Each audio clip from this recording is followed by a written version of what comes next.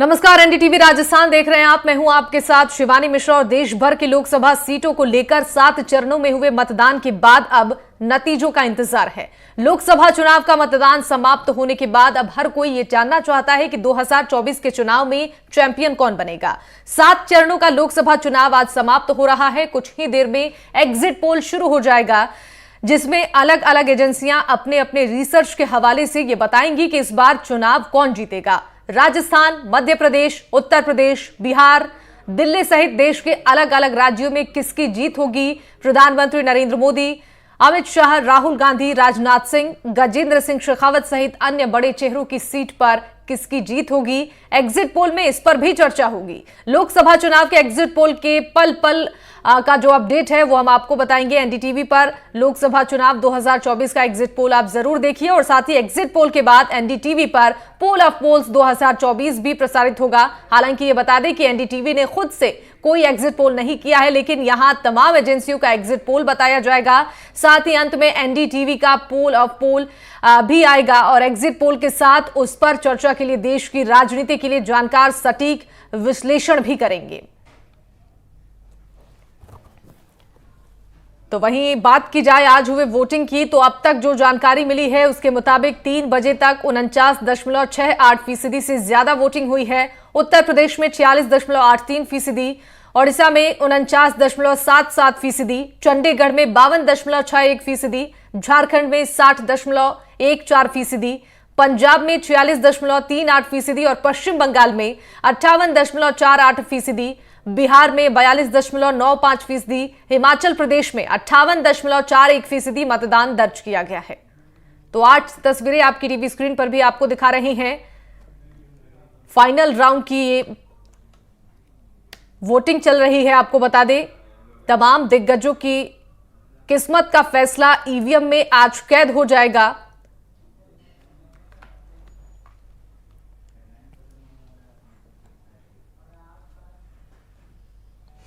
इस बीच बड़ी खबर आपको बता दें, बीजेपी प्रदेश पदाधिकारियों की बैठक खत्म हुई। संभावित चुनाव नतीजों को लेकर बैठक किया गया और इस बैठक में मंथन किया गया है। मतगणना की तैयारियों को लेकर भी चर्चा की गई है। प्रदेश अध्यक्ष सीपी जोशी की अध्यक्षता में यह बैठक हुई है। सह प्रभारी विजया राहटकर भी इस बैठक में मौजूद रही। पदाधिकारियों ने चुनाव में अपने अनुभव बताए। तो ये बड़ी खबर आप तक पहुंचा रहे हैं जयपुर से। बीजेपी प्रदेश पदाधिकारियों की बैठक खत्म हो चुकी है। संभावित चुनाव नतीजों को लेकर इस बैठक में मंथन किया गया है। बता दें कि मतगणना की तैयारियों को लेकर भी चर्चा हुई है। जानकारी दे दें कि खुद मुख्यमंत्री भजनलाल शर्मा भी इस मीटिंग में शामिल हुए थे।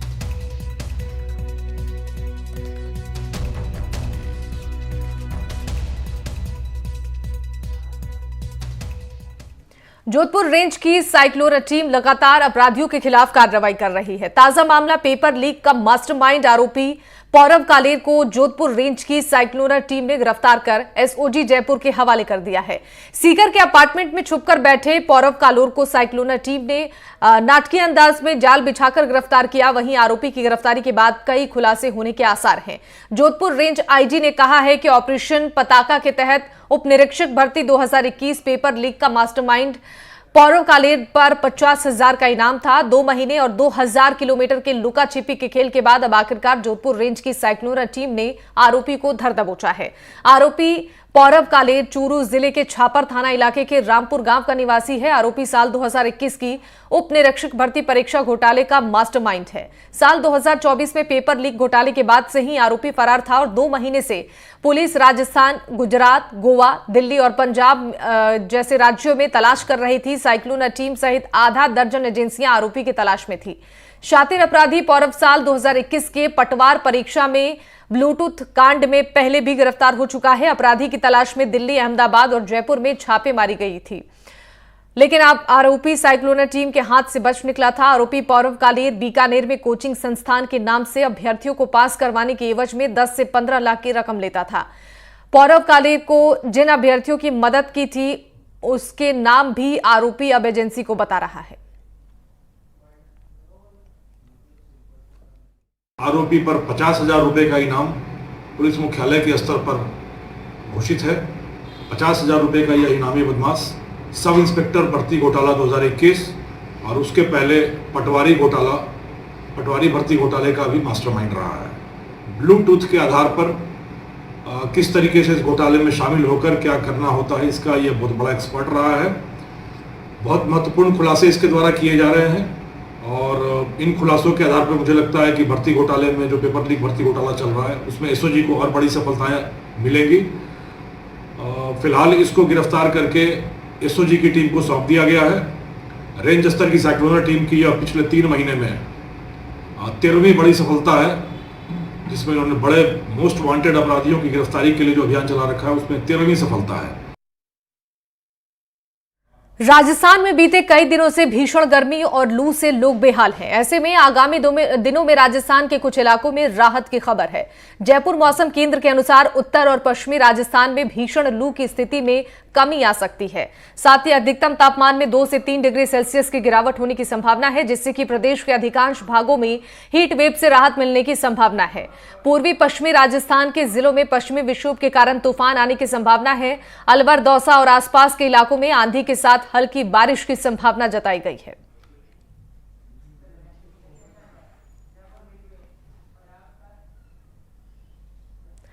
हीट वेव पर राजस्थान के उप मुख्यमंत्री प्रेमचंद बैरवा का बयान सामने आया है। उन्होंने कहा कि मुख्यमंत्री भजनलाल शर्मा इसको लेकर संवेदनशील हैं। आपको सुनाते हैं क्या कुछ कहा उन्होंने।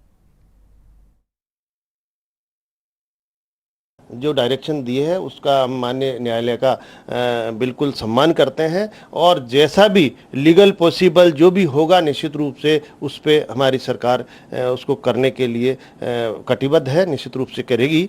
लेकिन विपक्ष का तो हमेशा ही यही रहा, कुछ उन्होंने किया है नहीं और जो अभी भी जो करतूत हो रहे हैं वो विपक्ष के ही हैं, जिन्होंने हमारा बिजली का और पानी का ढांचा बिगाड़ के गए हैं। निश्चित रूप से अब की बार इस इतनी भीषण गर्मी में भी हमारी जो प्रशासन है और हमारे माननीय यशस्वी मुख्यमंत्री जी है, निश्चित रूप से हर अधिकारी कर्मचारियों को मीटिंग लेके, वीसी लेके और हर जगह मॉनिटरिंग कर रहे हैं। तो निश्चित रूप से इस पे हम काम करने के लिए तैयार है हमारी सरकार बिल्कुल। डूंगरपुर जिले की सांगवाड़ा ब्लॉक कांग्रेस कमेटी की ओर से सरकार के खिलाफ बिजली और पानी संकट को लेकर हल्ला बोल किया गया। ब्लॉक कांग्रेस की ओर से सांगवाड़ा एसडीएम ऑफिस पर मटका फोड़ प्रदर्शन किया गया। इस दौरान सरकार के खिलाफ जमकर नारेबाजी की गई।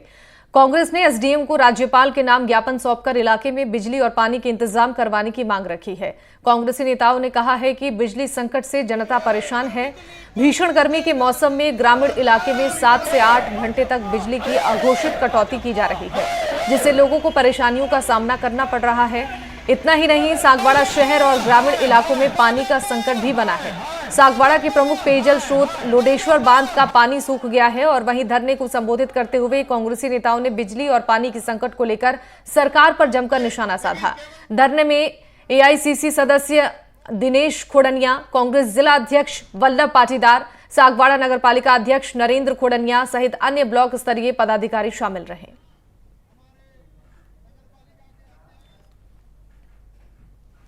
और चूरू में बीते कुछ दिनों से लगातार तापमान में बढ़ोतरी हो रही है। चूरू की गर्मी के सामने कूलर, पंखा, एसी सब बेबस नजर आ रहे हैं। दोरों की धरती चूरू में तापमान 50.5 डिग्री पहुंच गया है। वहीं आज से गर्मी से कुछ राहत मिलने की उम्मीद जताई जा रही है। मौसम विभाग के मुताबिक अगर हम गर्मी के मामले में चूरू की बात करें तो 10 साल का इतिहास देखें तो 19 मई 2016 को तापमान 50.2 डिग्री था। उसके बाद 1 जून 2019 को चूरू में रिकॉर्ड गर्मी पड़ी थी। उस समय तापमान 50.8 डिग्री पर पहुंच गया था। चूरू जिले के अंदर गर्मी का कहर है वो बरकरार है। मई की बात करें तो पूरे मई महीने में गर्मी ने जबरदस्त तरीके से परेशान किया। किस प्रकार से गर्मी परेशान कर रही है? बहुत भयंकर गर्मी है। मेरे को लगता है इतिहास में ऐसी गर्मी कभी नहीं पड़ी। 50 डिग्री सेल्सियस तापमान चलने में दिक्कत हो रही है। बिजली वाले और परेशान कर रहे हैं। इतना भयंकर तापमान है कि चला भी नहीं जा रहा है। सुबह 7 बजे इतनी भयंकर धूप हो जाती है कि भाप निकल रही है, इतनी भयंकर लू लग रही है। गर्मी से बचाव करें। गर्मी से बचाओ, हम गर्मी में छाता लेके और गमछा वगैरह लेके और पानी की बोतल साथ में ले रहे हैं बैग में, और समय समय पे दूध, दही, छाछ, रबड़ी वगैरह इनका सेवन कर रहे हैं। लाइट भी बहुत कट रही है। हाँ, कल रात को तो लाइट ही नहीं थी, बहुत दिक्कत है। नींद भी नहीं आई और सुबह देखा तो लाइब्रेरी में लाइट भी नहीं थी यार। अभी कॉलेज जा रहे हैं तो काफी सामना करना पड़ा है लाइट का। गर्मी से काफी परेशानी होती हाँ बिल्कुल, एक तो लाइट की तो देखो समस्या है ही। हम लाइब्रेरी में भी जाते हैं या कोचिंग में कहीं भी जाते हैं तो 9 बजे इतनी खतरनाक धूप हो जाती है कि हम मतलब पैदल तो चल ही नहीं सकते बिना अगर हम तौलिया वगैरह के, ये तो हमें छाता लेके जाना पड़ता है। और पानी का यूं है कि गर्मी में पानी में आप एकदम भरपूर पियो वरना आपको लू लगने के चांसेस भी बहुत ज्यादा हो सकते हैं इसमें। तो वो लोगों से बातचीत करें, काफी गर्मी पड़ रही है। हाँ भैया, बहुत ज्यादा ही गर्मी पड़ रही है और छत्ते वगैरह भी ले जाने फेल हो रहे हैं एकदम ही। और सुबह 7 बजे से लेकर बहुत तेज धूप निकलने लग जाती है और काफी स्ट्रगल करना पड़ रहा है मतलब हम लोगों को। किस प्रकार से बचाव वो कर रहे हो? गर्मी से बचाव के लिए सबसे इम्पोर्टेंट चीज तो ये है कि ज्यादा से ज्यादा पानी पिए और कुछ भी जैसे जूस वगैरह है वो भी आप पी सकते हैं, बट ज्यादा से ज्यादा तो पानी। काफी गर्मी पड़ रही है। यस, बहुत गर्मी पड़ रही है। हम छतरी का उपयोग कर रहे हैं, धूप इतनी ज्यादा हो रखी है, हालत खराब हो रखी है। गर्मी के अंदर ज्यादा से ज्यादा पानी पिया जा रहा है। गर्मी काफी पड़ रही है, कैसे बचाव करें? गाँव की बात करें, बहुत ज्यादा गर्मी पड़ रही है, इतनी धूप है और हम कोचिंग आते हैं तो पढ़ना भी जरूरी है। और लाइट भी बहुत ज्यादा जाती है, गांव में तो लाइट जाती बहुत है। गाँव की बात करें, गाँव पे जल पदार्थ है, छाछ राबड़ी का भी काफी रहता है। हाँ, छा राबड़ी पी के काम चला रहे हैं और बहुत ज्यादा गर्मी से बचाव कर रहे हैं बहुत ये वो छात्र हैं जिन्हें मजबूरी में दोपहर के समय बाहर निकलना ही पड़ता है क्योंकि गर्मी है वो काफी तेज पड़ रही है। आप देख पाएंगे सड़कें हैं वो पूरी सुनसान है, वीरान है, क्योंकि बहुत कम लोग हैं वो निकल रहे हैं क्योंकि गर्मी भी कुछ इतनी तेज है कि आवश्यकता पड़ने पर ही लोग निकल रहे हैं। एनडीटीवी के लिए चूरू से गजेंद्र सिंह। दौसा में नौतपा के चलते भीषण गर्मी का कहर लगातार जारी है। आम लोगों का जीवन भीषण गर्मी के चलते अस्त व्यस्त है। लोग गर्मी को भगाने के लिए पेय पदार्थ का सेवन करते नजर आ रहे हैं। दौसा जिले में नए प्याऊ लगाकर राहगीरों को पानी पिलाया जा रहा है। जिले में तापमान रोजाना 45 डिग्री सेल्सियस से ज्यादा दर्ज किया जा रहा है।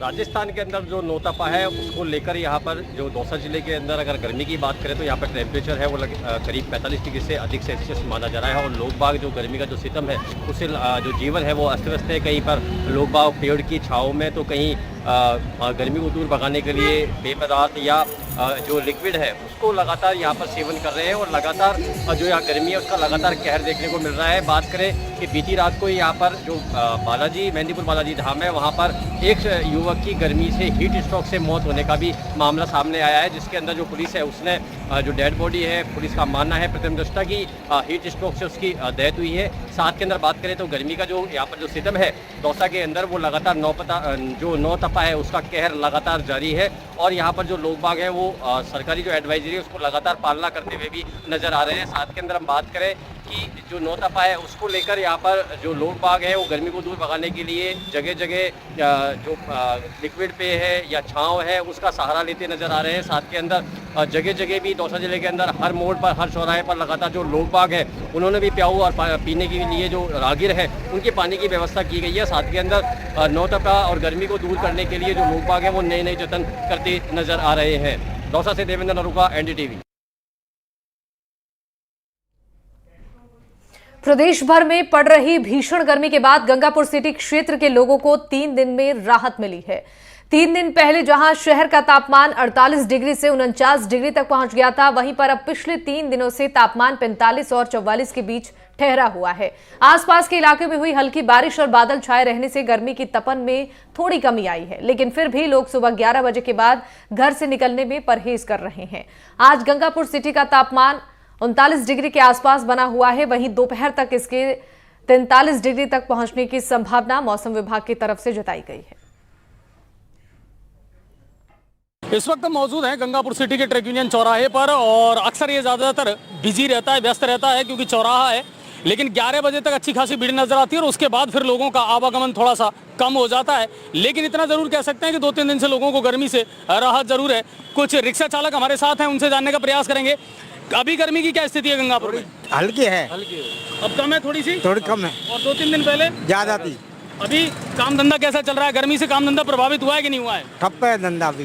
बिल्कुल, लेकिन अभी गर्मी का तापमान जो है 2-3 दिन से थोड़ा सा कम हुआ है। मौसम का मिजाज बदला है और मौसम में थोड़ी सी ठंडक आई है। आसपास के इलाकों में बारिश होने से भी राहत मिली है और उम्मीद यही कर रहे हैं आज का जो टेम्परेचर बताया जा रहा है हाईएस्ट, वो लगभग 43 डिग्री तक बताया जा रहा है। फिलहाल 39 डिग्री टेम्परेचर गंगापुर सिटी का है और आने वाले दिनों में उम्मीद यही करते हैं जैसे जैसे मानसून का आगमन होगा गर्मी से लोगों को निजात मिलती चली जाएगी। प्रदेश में भीषण गर्मी के इस दौर में पिछले 3 दिन से गंगापुर सिटी शहर के लोगों को जरूर राहत मिली है। जहां तापमान 48 और 49 डिग्री सेल्सियस के बीच में चल रहा था, पिछले 3 दिन से बादल छाए रहने के कारण थोड़ी सी राहत मिली है और तापमान 45 डिग्री सेल्सियस पर थमसा गया है। आज की अगर मैं बात करूं तो धूप की तलखी उतनी तेज नहीं है जितनी होनी चाहिए, क्योंकि बादल छाए हुए हैं और उससे कहीं ना कहीं मौसम में और गर्मी में थोड़ी सी राहत मिली है। लेकिन फिर भी बिजली कटौती से लोग परेशान जरूर हैं और लोग अभी भी गर्मी से निजात पाने के लिए स्विमिंग पूल्स का आनंद ले रहे हैं। इन दिनों स्विमिंग पूल्स पर अच्छी खासी भीड़ गंगापुर सिटी में नजर आ रही है, लेकिन पिछले 3-4 दिन से गर्मी से जरूर लोगों को राहत मिली है। और सीकर में तेज गर्मी के बाद मौसम का मिजाज बदल गया है। शहर में दोपहर बाद काली घटाओं के साथ हल्की बूंदाबांदी का दौर शुरू हो गया है। वहीं बूंदाबांदी की वजह से तापमान में गिरावट होने से लोगों ने राहत की सांस ली है। मौसम विभाग के मुताबिक अब तापमान में गिरावट के साथ गर्मी से राहत मिलेगी।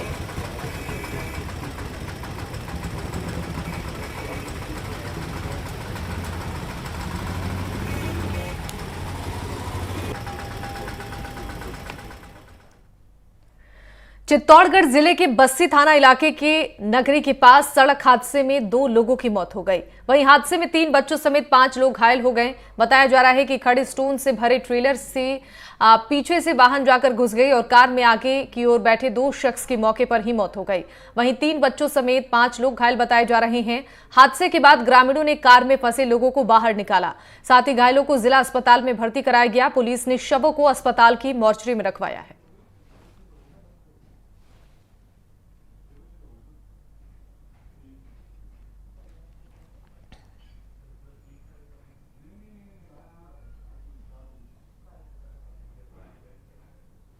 और कोटा की बोरखेड़ा थाना इलाके में गन पॉइंट पर लूट की वारदात का पुलिस ने पर्दाफाश किया है। पुलिस के मुताबिक फरियादी ने ही खुद के साथ लूट की झूठी साजिश रची थी। कुछ महीने पहले आरोपी तरुण राणा की शादी हुई थी और कर्ज के चलते उसने खुद के साथ लूट की कहानी बनाई।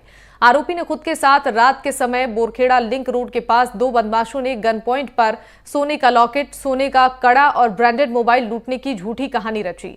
पुलिस ने फरियादी से पूछताछ की तो अलग अलग बयान सामने आने पर पुलिस को आरोपी पर शक हुआ और उससे पूछताछ की गई तो उसने लूट की झूठी साजिश रचने की बात को बोली।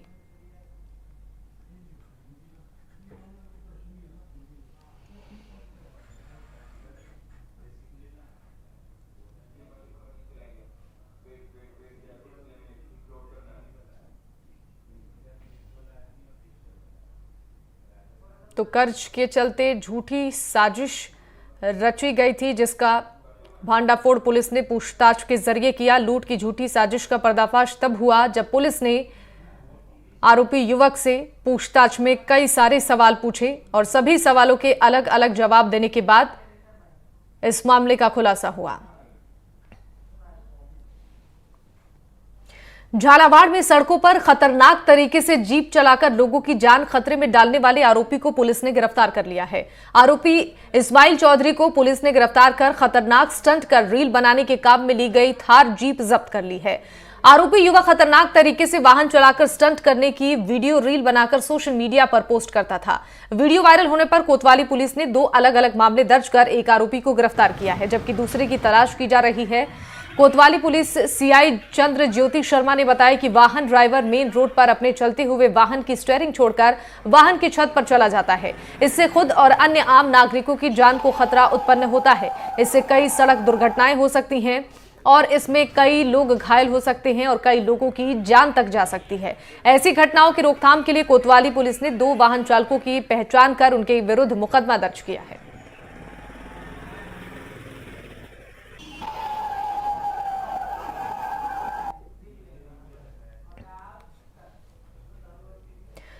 और जिला निर्वाचन अधिकारी ने लोकसभा चुनाव के मतगणना स्थल का निरीक्षण किया। व्यवस्थाओं को लेकर वहां पर जायजा लिया और बता दें कि 3 लेयर सुरक्षा व्यवस्था के बीच पूरे पारदर्शी तरीके से मतगणना होगी। शहर के कल्याण सर्किल से कन्या कॉलेज होते हुए बजरंग कांटे तक आमजन के लिए नो व्हीकल जोन रहेगा। आगामी 4 जून को सुबह 8 बजे से शुरू होने वाली लोकसभा आम चुनाव की मतगणना को लेकर आज सीकर जिला निर्वाचन अधिकारी और कलेक्टर कमर उल जमान चौधरी ने जिला मुख्यालय स्थित राजकीय कल्याण कन्या महाविद्यालय का दौरा कर मतगणना की तैयारियों का जायजा लिया है और जिला कलेक्टर ने मतगणना स्थल पर प्रवेश और निकास द्वार परिसर की गई बैरिकेडिंग, काउंटिंग हॉल और मत पेटियों की सुरक्षा व्यवस्था को लेकर संबंधित अधिकारियों से चर्चा की और आवश्यक दिशा निर्देश दिए। कलेक्टर ने बिजली, पानी सहित आवश्यक सेवाओं के प्रबंध के बारे में भी अधिकारियों से जानकारी ली। कलेक्टर के मतगणना स्थल के निरीक्षण के दौरान अतिरिक्त पुलिस अधीक्षक भी मौजूद रहे।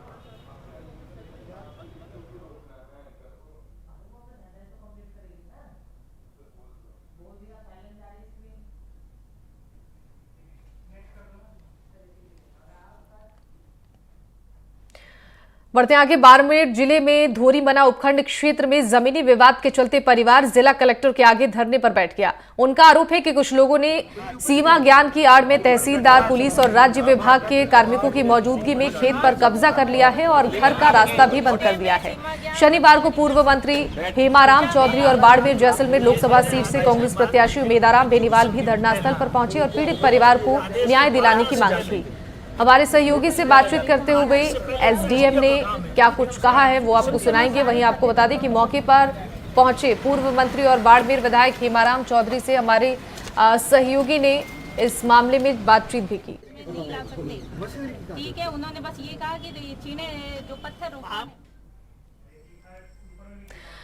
कोटा कुन्हाड़ी इलाके में बालिता में एक युवक की अचानक मौत होने का मामला सामने आया है। बताया जा रहा है कि युवक घर से पैदल सब्जी लेने के लिए निकला था, जहां उसे तेज गर्मी और लू की वजह से अचानक चक्कर आ गए। हालांकि ललित को फिर से घर लाया गया, जहां से उसे अस्पताल पहुंचाया गया। अस्पताल में इलाज के दौरान युवक की मौत हो गई।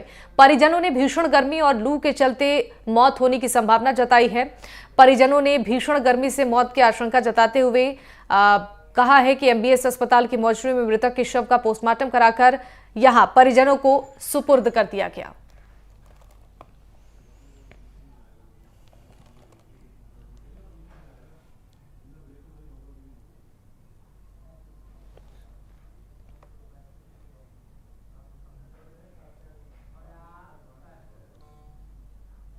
भरतपुर में कई इलाकों में लोग गर्मी में पानी की किल्लत से परेशान हैं। पेयजल समस्याओं को लेकर महिलाओं ने हीरादास स्थित वाटर बॉक्स का शनिवार को घेराव कर दिया।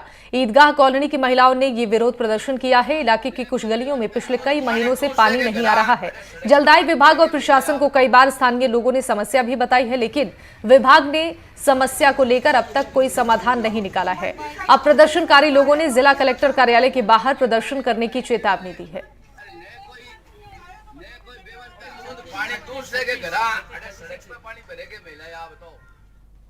जिला क्रिकेट एसोसिएशन हनुमानगढ़ के चुनाव आज संपन्न हुए और इसी के साथ जिला क्रिकेट एसोसिएशन में विवाद की स्थिति पैदा हो गई है।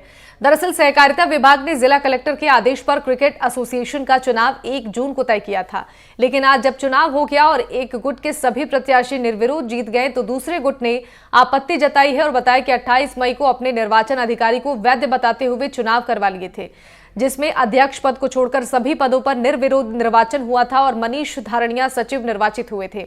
और आज हुए चुनाव में दूसरे गुट के सभी प्रत्याशी निर्विरोध निर्वाचित हुए हैं, जिसमें पवन अग्रवाल अध्यक्ष और भादरा से भाजपा विधायक संजीव बेनीवाल के पुत्र अर्जुन बेनीवाल को सचिव चुना गया है। एसपी जय यादव के निर्देशन में भानीपुरा पुलिस ने बड़ी कार्रवाई करते हुए 2 लग्जरी गाड़ियों से करीब 100 अवैध पेटी शराब बरामद की है, जिनकी अनुमानित बाजार कीमत 30 लाख रुपए बताई जा रही है। डीएसपी अनिल कुमार ने बताया कि कार्रवाई में सांचौर के रहने वाले 4 तस्करों को पुलिस ने गिरफ्तार किया है। तस्कर 2 लग्जरी गाड़ियों में शराब भरकर पंजाब से गुजरात सप्लाई कर रहे थे। भानीपुरा के पास थाना अधिकारियों ने नाकेबंदी लगाकर रखी थी। इस नाकेबंदी के दौरान गाड़ियों को रुकवाया गया तो तस्कर भागने लगे। पुलिस ने आरोपियों का पीछा किया और आरोपियों को पकड़ा।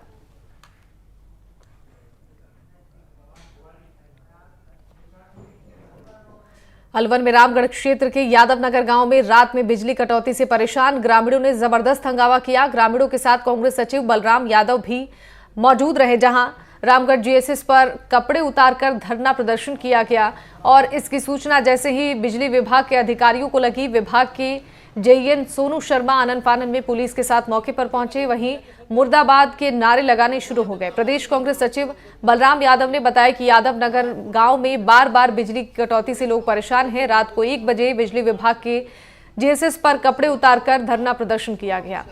पुलिस प्रशासन और बिजली विभाग के जेईएन के आश्वासन के बाद धरना प्रदर्शन समाप्त हुआ।